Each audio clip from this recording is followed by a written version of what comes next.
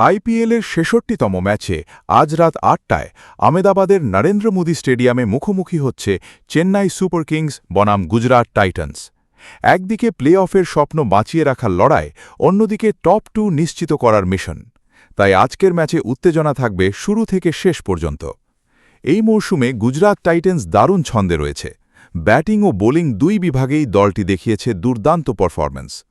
অন্যদিকে Chennai super Kings সবসময় চাপের ম্যাচে ঘুরে দাঁড়াতে পারে, আর তাদের অভিজ্ঞতাই আজকের ম্যাচে বড় ভূমিকা রাখতে পারে। নরেন্দ্র মোদী স্টেডিয়ামের উইকেট সাধারণত ব্যাটিং সহায়ক, তবে নতুন বলে পেসাররা কিছুটা সুবিধা পেতে পারেন।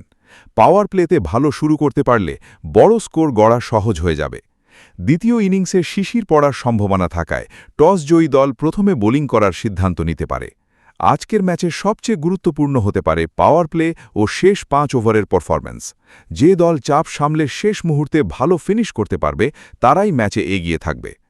গুজরাট টাইটান্স ইতোমধ্যেই নিজেদের শক্ত অবস্থান তৈরি করেছে, তবে তারা টপ 2 নিশ্চিত করতে চাইবে।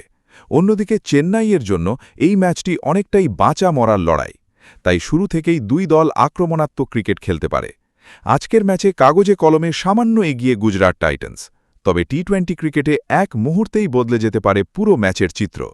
তাই ক্রিকেট প্রেমীরা আশা করছেন আজ রাতে দেখা যাবে রোমাঞ্চে ভরা এক হাই ভোল্টেজ লড়াই। ভিডিওটি ভালো লাগলে পেজটি ফলো করুন এবং ইউটিউব চ্যানেল থেকে দেখলে চ্যানেলটি সাবস্ক্রাইব করুন। ধন্যবাদ ভিডিওটি সম্পূর্ণ দেখার জন্য।